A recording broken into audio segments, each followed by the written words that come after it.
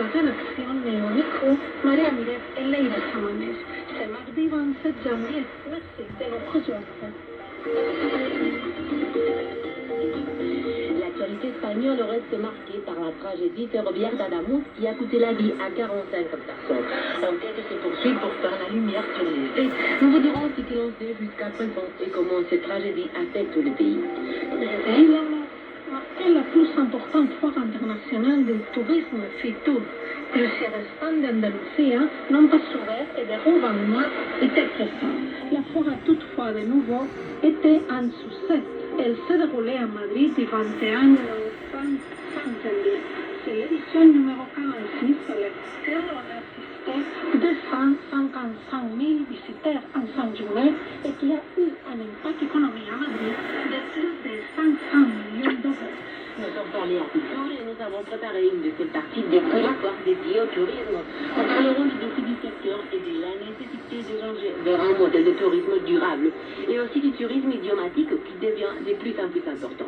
L'année dernière, plus de 177 000 étudiants sont venus en Espagne pour apprendre notre langue. Ce sera dans la deuxième partie de notre émission. Tout d'abord, nous débutons par le journal de l'Afrique. Radio Exterior de España. Emisión en francés.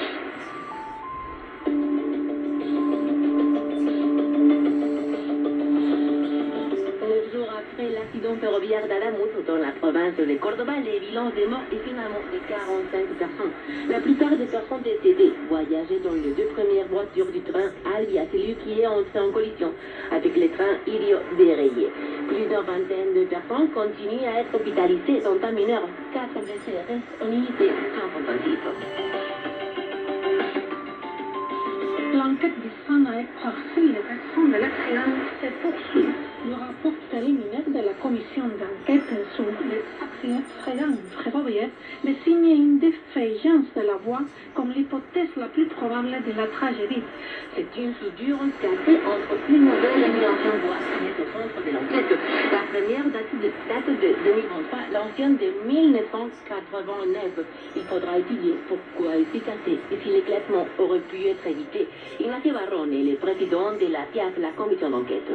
Lo que sí que vamos a ver es por qué se encontraba así esa soldadura y cómo se podía haber detectado, eso va a ir mucho más allá que decir esto ha sido la causa. La soudure des voies de différentes époques est une opération autorisée par la réglementation espagnole. Barrón pourtant a critiqué le fait qu'il ne savait pas que la remodélation avait été partielle et ils ont demandé toutes les informations au gouvernement.